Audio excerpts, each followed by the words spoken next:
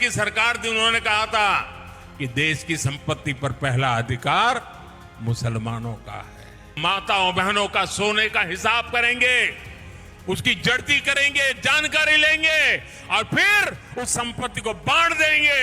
मेरी माताओं बहनों, ये आपका मंगल सूत्र भी बचने नहीं देंगे, यहां तक जाएंगे मैं कहने गया।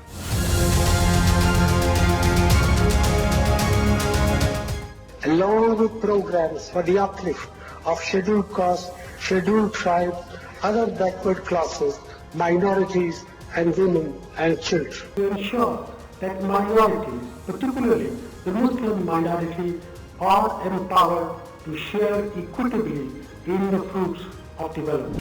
तो सबसे पहले पूर्व प्रधानमंत्री मनमोहन सिंह के उस बयान की ही पड़ताल करते हैं जिसे लेकर पीएम मोदी ने कहा है कि कांग्रेस और पूर्व प्रधानमंत्री मनमोहन सिंह का मानना है कि देश के संसाधनों पर पहला अधिकार मुसलमानों का है।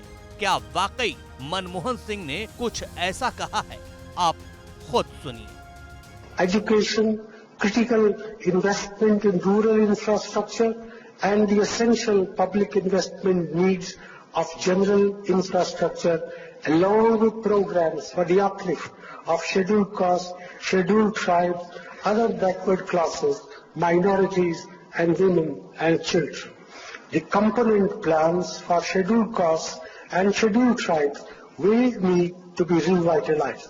We will have to devise innovative plans to ensure that minorities, particularly the Muslim minority, are empowered to share equitably in the fruits of development. They must have the first claim on our resources. पूर्व PM ने 9 दिसंबर 2006 को 11वीं पंचवर्षीय योजना और विकास पर चर्चा के लिए राष्ट्रीय विकास परिषद की 52वीं बैठक को संबोधित किया था। अपने संबोधन में समाज के सभी पिछड़े और अल्पसंख्यक वर्गों के विकास में समान हिस्सेदारी सुनिश्चित करने के लिए उनके सशक्तिकरण की बात कही थी। लेकिन देश के संसाधनों पर सिर्फ मुसलमानों का दावा है, ऐसा कतई नहीं कहा है। वो मुसलमान शब्द का इस्तेमाल तो करते हैं, लेकिन उसमें अनुसूचित जातियों और अनुसूचित जनजातियों का भी जिक्र है।